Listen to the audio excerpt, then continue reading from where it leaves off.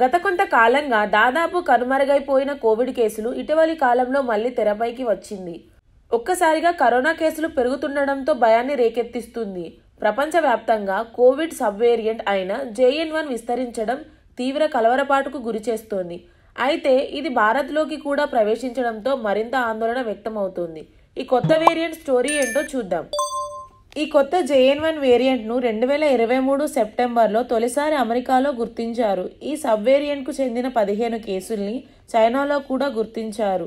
అయితే ప్రస్తుతం చైనాలో కోవిడ్ కేసుల పెరుగుదలకు ఈ వేరియంట్ కారణమని చైనా అధికారులు అనుమానిస్తున్నారు. ఇక ఈ JN1 వేరియంట్ ఇమ్యూనిటీకి కూడా చిక్కదని నిపుణులు పేర్కొంటున్నారు.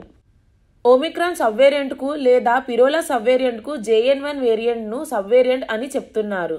అయితే భారత్లోకి కూడా ప్రవేశించిన ఈ JN1 కోవిడ్ వేరియంట్ తీవ్ర ఆందోళన కలిగిస్తోంది.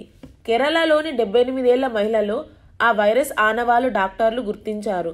అయితే ఈ వేరియంట్ చాలా వేగంగా వ్యాపిస్తుందని డాక్టర్లు చెబుతున్నారు.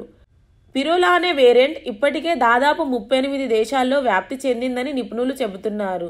ఈ 38 దేశాల్లో మన దేశం కూడా ఉంది. తాజాగా భారత్లో కరోనా కేసులు మళ్లీ పెరగడానికి ఈ వేరియంట్ కారణమని తెలుస్తోంది. CDC ప్రకారం BA.2.86 వేరియంట్కు 20 మ్యూటేషన్లు ఉన్నట్లు గుర్తించారు.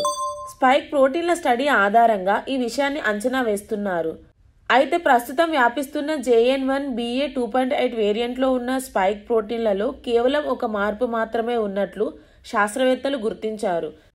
National Indian medical association Covid task force ప్రకారం ఈ వేరియంట్ చాలా వేగంగా వ్యాప్తి చెందుతుందని, అది ఇమ్యూనిటీని కూడా తప్పించుకొని మానవుని శరీరంలోకి చేరుతుందని పేర్కొన్నారు.